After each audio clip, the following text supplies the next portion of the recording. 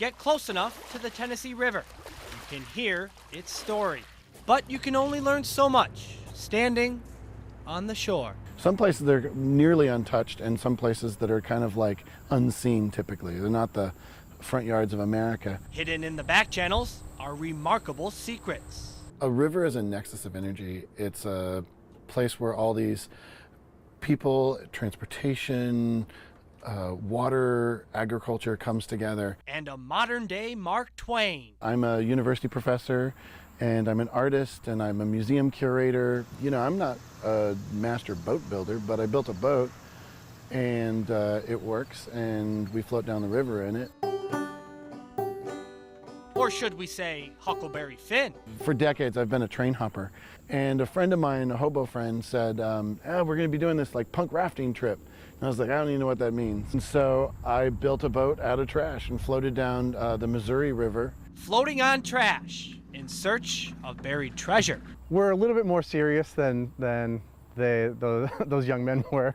You know, I think we have a mission. Our goal is to try to tell these untold stories that may not have made the dominant historical narrative.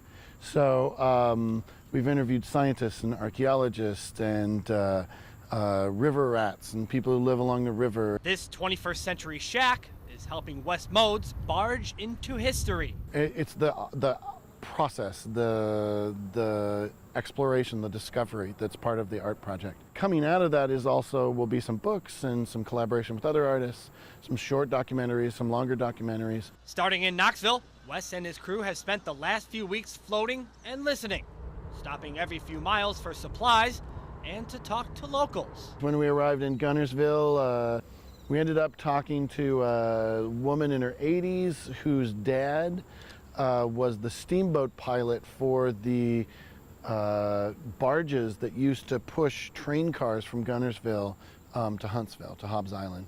Going with the flow helps the mind wander. Well, you can't move 65 miles per hour on a river.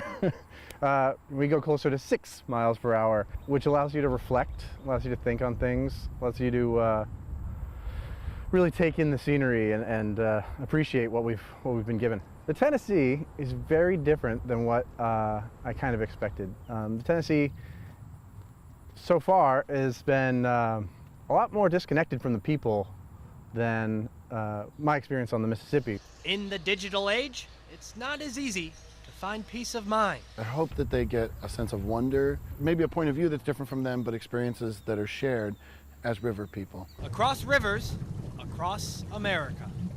And it's a place where if you sit by a river and you throw a stick into the river, that stick could go all the way down the river to any place in the entire world. And keep imagination and wonder from going under. With photojournalist Matthew Smith, I'm Jake Barrett, WAFF 48 News. Well, Kim, this fire has been burning for 7 hours, and guess what? It is still burning. Take a good look at this. Now, this brick and metal warehouse is called Magnetti Morelli, and fire officials say this building is a complete loss. Here's video from earlier. Right now, up to 8 crews are on scene right now battling this massive blaze. The fire began around 3:30 today. We're told once the fire started, propane tanks inside the building began to blow up. There were workers inside when the fire started. We talked to a man who's lived beside the warehouse for 4 years. He said he feels for the families involved. Everybody needs to make a living. You know, it's making it harder and harder for people to get jobs. So when you have them, you know, catastrophes like this hit hard to people at home. You know, it's you know, you have to feel for them. Now back here live, there were no injuries. We're also told the Pulaski fire chief, he was treated for heat exhaustion while battling this blaze with his fire crew.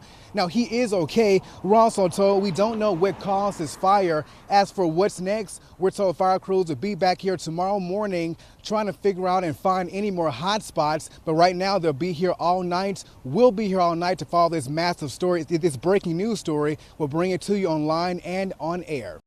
The sun sets. Another day of cleanup in Rosalie.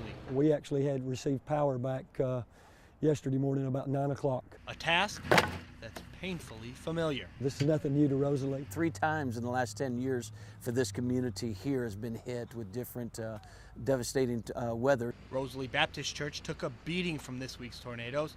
Half the church was knocked down, heavy tombstones knocked over, Christmas tree farm and event center behind the church completely wiped out.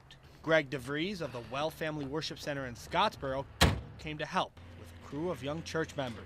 That's our honor to be able to help pick up their pieces of their life that's been scattered. It's a big help for Rosalie Baptist pastor Roger Little. People pulling up in the parking lot saying, "What do you need?